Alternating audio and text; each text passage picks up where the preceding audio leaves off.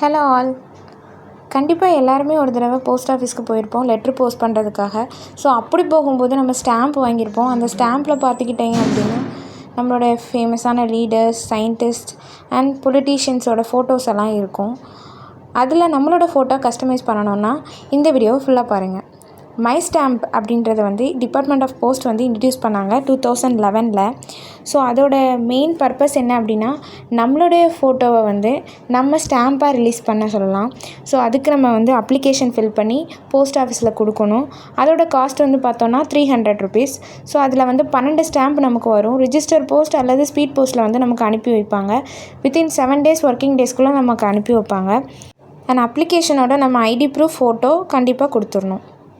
இந்த மை ஸ்டாம்பை நம்ம கிஃப்டிங் பர்பஸ்க்காகவும் நம்ம யூஸ் பண்ணிக்கலாம். யாருக்காவது நம்ம கிஃப்ட் பண்ணணும் அப்படின்னா இந்த ஸ்டாம்பை கூட நம்ம கிஃப்ட் பண்ணிக்கலாம். So thank you all.